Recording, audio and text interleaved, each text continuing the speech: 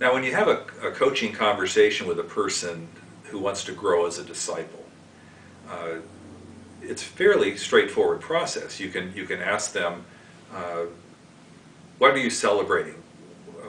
Where has God really been at work in your life? Where have you seen the growth? You can celebrate the kinds of progress. And then you can ask them, where is God prompting you to grow? And you know, when I have asked that question to people, they always have an answer. And if they trust you, they'll be happy to share that issue with you and begin to work on it. And then as you begin to explore that, you can figure out what are their next steps, and they can figure that out as they dialogue with you to be able to take some actions to begin to move forward. And then, of course, you link it with some resource, like maybe a scripture passage or some other kinds of things that might be useful to help them as they move forward.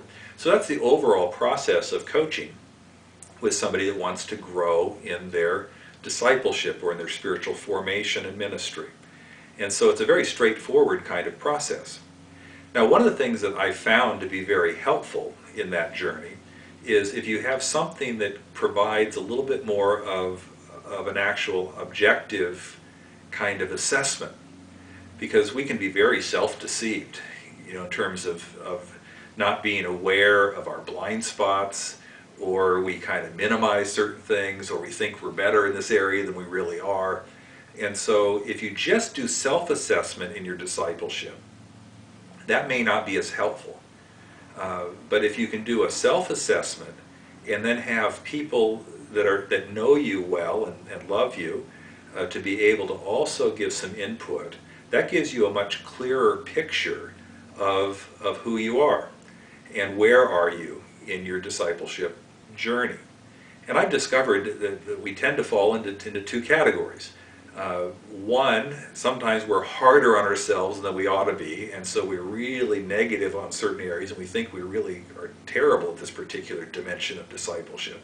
When those around us say, no, this is something where you're really quite strong. The other extreme, of course, is that we think we're pretty good in this area, and we're deceiving ourselves because the others around us say, no, you're not really that strong there. And they love us and will care for us in that way. So that's why we developed the online assessment for discipleship, because you can take it yourself and then have family and friends and people that you journey with in your small group or on a ministry team or a spiritual leader, and those that you're influencing, leading, or even discipling can speak into your situation and then have conversation about it. Will give you a much clearer picture to be able to affirm where you're doing well and where God is working nicely in your life and you're responding well to Him. And then it can also then help you to get a clearer picture of where might God be saying you need to grow. And then from there you can say, okay, where do I go from here? And that's where coaching conversation is very helpful for people to sort that out and to be able then to, in light of who they are and their personality and their learning style, to be able to chart a course that fits them and their situation to be able to make progress. And see, it really doesn't matter whether you're just a real brand new Christian that's just sort of starting out on the journey, or whether you walked with the Lord for years and years and years. We're always seeking to progress and to respond to the work of the Spirit in our lives and to become more Christ-like in our character and to more fully live out the calling that God has given us in cooperation with the mission of Jesus.